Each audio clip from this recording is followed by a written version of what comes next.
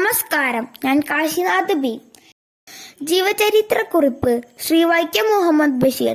മലയാളത്തിന്റെ പ്രിയ കഥാകാരനായ ശ്രീ ബഷീർ ബേപ്പൂർ സുൽത്താൻ എന്നാണ് അറിയപ്പെട്ടിരുന്നത്. വൈക്കത്തിനടുത്തുള്ള തലയോരപ്പറമ്പിൽ 1908 കായ് അബ്ദുറഹ്മാന്റെയും കുഞ്ഞാച്ചുമ്മയുടെയും മകനായി അദ്ദേഹം ജനിച്ചു.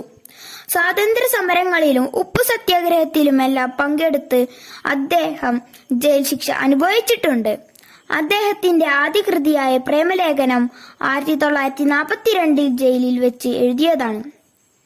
തുടർന്ന് ബാല്യകാലസഖി, കഥാബീജം, ജന്മദിനം, ഓർമ്മക്കുറിപ്പ്, ശബ്ദങ്ങൾ, ഉപ്പുപ്പാക്കൊരാനയുണ്ടാർന്ന്, മുച്ചിട്ടുകളിക്കാരന്റെ മകൾ, പാത്തുമ്മയുടെ ആട്, മതിലുകൾ തുടങ്ങി ഒട്ടേറെ രചനകൾ അദ്ദേഹം രചിച്ചു.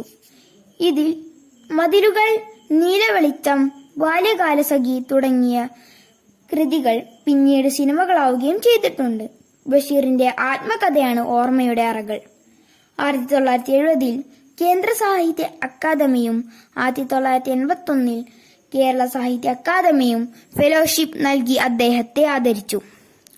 1982 പത്മശ്രീ പുരസ്കാരം ലഭിച്ചു. 1987 കാലിക്കറ്റ് സർവകലാശാല ഡീലിറ്റ് ബിരുദം നൽകി ബഷീറിനെ ആദരിച്ചു. ഇവയ്ക്കു പുറമെ ലളിതാംബിക അന്തർജനം അവാർഡ്, മുട്ടത്തുവർക്കി അവാർഡ് തുടങ്ങിയ നിരവധി പുരസ്കാരങ്ങൾ ബഷീറിനു ലഭിച്ചിട്ടുണ്ട്. തന്നതായ ഗ്രാമീണ ഭാഷ ശൈലിയിലാണ് ബഷീർ തന്റെ കഥകളധികവും രചിച്ചത്. അതുകൊണ്ട് തന്നെ സാധാരണക്കാരനെ ബഷീർ കൃതികൾ ഏറെ ആകർഷിച്ചു. സ്വന്തം അനുഭവങ്ങൾ തന്നെ കഥകൾക്ക് വിഷയമാക്കിയ ശ്രീ ബഷീർ അനുഭവങ്ങളുടെ കഥാകാരൻ എന്നറിയപ്പെട്ടു.